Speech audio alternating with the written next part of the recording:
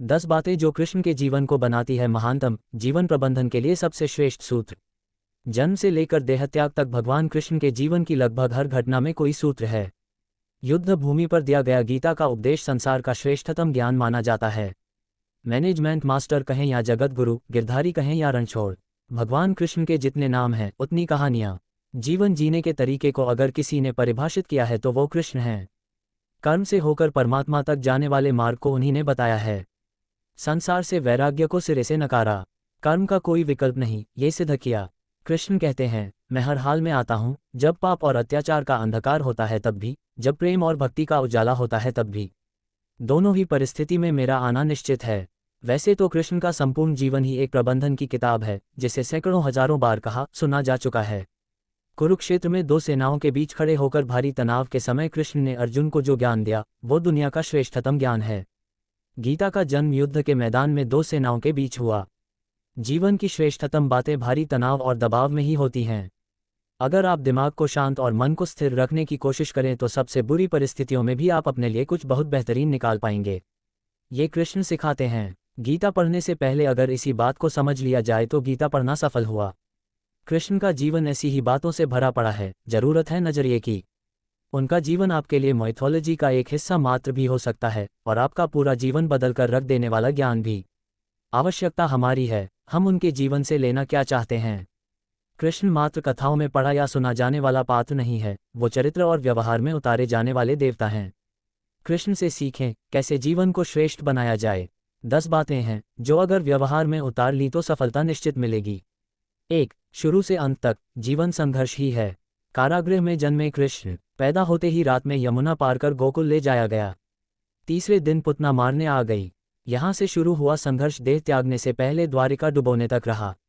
कृष्ण का जीवन कहता है, आप कोई भी हो, संसार में आए हैं तो संघर्ष हमेशा रहेगा। मानव जीवन में आकर परमात्मा भी सांसारिक चुनौतियों से बच नहीं सकता। कृष्ण ने कभी किसी बात की शिकायत नहीं की, हर परिस्थिति को जिया और जीता। कृष्ण कहते हैं, परिस्थितियों से भागो मत, उसके सामने डटकर खड़े हो जाओ, क्योंकि कर्म करना ही मानव जीवन का पहला कर्तव्य है। हम कर्मों से ही परेशानियों से जीत सकते हैं। 2. स्वस्थ शरीर से ही विजय है। कृष्ण का बचपन माखन मिश्री खाते हुए गुजरा। आज भी भोग लगाते हैं हम, लेकिन ये संकेत कुछ और है। आहार अच्छा हो, शुद्ध हो, बल देने वाला हो। बचपन में शरीर को अच्छा आहार मिलेगा तो ही इंसान युवा होकर वीर बनेगा। शरीर को स्वस्थ रखना है तो बचपन से ध्यान देने की जरूरत है। ये पेरेंटिंग के दौर से गुजर रहे युवाओं के लिए बड़ा मैसेज है। अपने बच्चों को ऐसा खाना दें जो उनको बल दे। सिर्फ स्वाद के लिए ही ना खिलाएं, तभी वे बड़े होकर स्वयं को और समाज को सही दिशा में ले जा पाएंगे। 3. पढ़ाई किताबी ना हो, रचनात्मक हो। कृष्ण ने अपनी शिक्षा मध्य प्रदेश के उज्जैन में सांदीपनी ऋषि के आश्रम में रहकर पूरी की थी। कहा जाता है 64 दिन में उन्होंने 64 कलाओं का ज्ञान हासिल कर लिया था। वैदिक ज्ञान के अलावा उन्होंने कलाएं सीखीं। शिक्षा ऐसी ही होनी चाहिए जो हमारे व्यक्तित्व का रचनात्मक विकास करे। संगीत, नृत्य, युद्ध सहित 64 कलाओं कृष्ण के व्यक्तित्व का हिस्सा हैं। बच्चों में कोरा ज्ञान ना भरें, उनकी रचनात्मकता को नए आयाम मिले, ऐसी शिक्षा व्यवस्था हो। 4. रिश्तों से ही जीवन है, बिना रिश्तों के कुछ नहीं। कृष्ण ने जीवन भर कभी उन लोगों का साथ नहीं छोड़ा जिनको मन से अपना माना। अर्जुन से वे युवावस्था में मिले ऐसा महाभारत कहती है, लेकिन अर्जुन से उनका रिश्ता हमेशा मन का रहा। सुदामा हो या उद्धव, कृष्ण ने जिसे अपना मान लिया उसका साथ जीवन भर दिया। रिश्तों के लिए कृष्ण ने कई लड़ाइयाँ लड़ीं और रिश्तों से ही कई लड़ाइयाँ जीती। उनका सीधा संदेश है, सांसारिक इंसान की सबसे बड़ी धरोहर रिश्ते ही हैं। अगर किसी के पास रिश्तों का थाती नहीं है तो वो इंसान संसार के लिए गैर जरूरी है। इसलिए अपने रिश्तों को दिल से जिएं, दिमाग से नहीं। 5. नारी का सम्मान समाज के लिए जरूरी। राक्षस नरकासुर का आतंक था। करीब 16,100 महिलाओं को उसने अपने महल में कैद किया था। महिलाओं से बलात्कार में उसे सुख मिलता था। कृष्ण ने उसे मारा, सभी महिलाओं को मुक्त कराया, लेकिन सामाजिक कुरीतियां तब भी थीं। उन महिलाओं को अपनाने वाला कोई नहीं था। खुद उनके घरवालों ने उन्हें दूषित मानकर त्याग दिया। ऐसे में कृष्ण आगे आए, सभी 16,100 महिलाओं को अपनी पत्नी का दर्जा दिया। समाज में उन्हें सम्मान के साथ रहने के लिए स्थान दिलाया। कृष्ण ने हमेशा नारी को शक्ति बताया, उसके सम्मान के लिए तत्पर रहे। पूरी महाभारत नारी के सम्मान के लिए ही लड़ी गई। आप कृष्ण भक्त हैं तो अपने आसपास की महिलाओं का पूरा सम्मान करें। कृष्ण की कृपा पाने का ये सरलतम मार्ग है। 6. आपके मतभेद अगली पीढ़ी के लिए बाधा ना बने। कम ही लोग जानते हैं कि जिस दुर्योधन के खिलाफ कृष्ण ने आजीवन पांडवों का साथ दिया, उसकी मौत का कारण भी कृष्ण की कूटनीति बनी। वही दुर्योधन रिश्ते में कृष्ण का समधी भी था। कृष्ण के पुत्र सांब ने दुर्योधन की बेटी लक्ष्मणा का अपहरण करके उससे विवाह किया था। क्योंकि लक्ष्मणा सांब से विवाह करना चाहती थी लेकिन दुर्योधन खिलाफ था। सांब को कौरवों ने बंदी भी बनाया था। तब कृष्ण ने दुर्योधन को समझाया था कि हमारे मतभेद अपनी जगह हैं, लेकिन हमारे विचार हमारे बच्चों के भविष्य में बाधा नहीं बनने चाहिए। दो परिवारों के आपसी झगड़े में बच्चों के प्रेम की बलि ना चढ़ाई जाए। कृष्ण ने लक्ष्मणा को पूरे सम्मान के साथ अपने यहाँ रखा। दुर्योधन से उनका मतभेद हमेशा रहा, लेकिन उन्होंने उसका प्रभाव कभी लक्ष्मणा और सांब की गृहस्थी पर नहीं पड़ने दिया। 7. शांति का मार्ग ही विकास का रास्ता है। कृष्ण ने महाभारत युद्ध के पहले शांति से समझौता करने के लिए पांडवों और कौरवों के बीच मध्यस्थता की।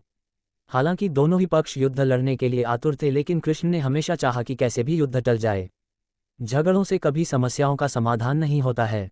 शांति के मार्ग पर चलकर ही हम समाज का रचनात्मक विकास कर सकते हैं। कृष्ण ने समाज की शांति से मन की शांति तक दुनिया को ये समझाया कि कोई भी परेशानी तब तक मिट नहीं सकती जब तक वहाँ शांति ना हो। फिर चाहे वो समाज हो या हमारा खुद का मन, शांति से ही सुख मिल सकता है, साधनों से नहीं।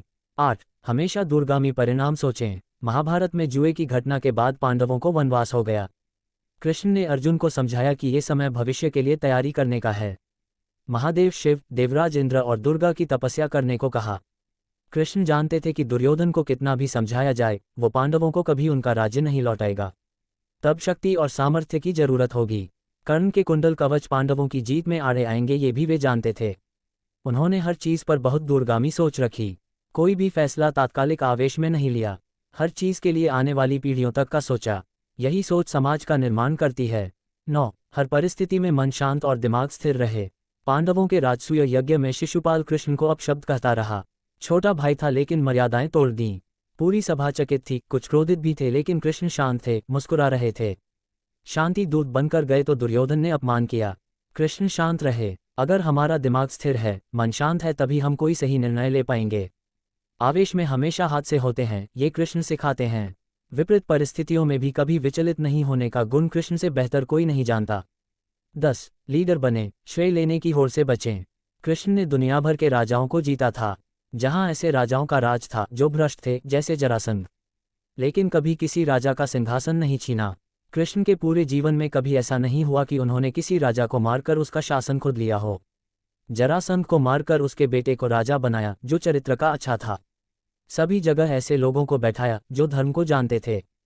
कभी किंग नहीं बने, हमेशा किंगमेकर की भूमिका में रहे। महाभारत युद्ध में भी खुद हथियार नहीं उठाया। पूरा युद्ध कूटनीति से लड़ा, पांडवों को सलाह देते रहे, लेकिन जीतने का श्रेय भीम और अर्जुन को दिया। दोस्तों, श्री कृष्ण की ये कथन अच्छे लगे हो तो कहानी को लाइक कर दे और चैनल को सब्सक्राइब कर दे। जय श्री कृष्ण।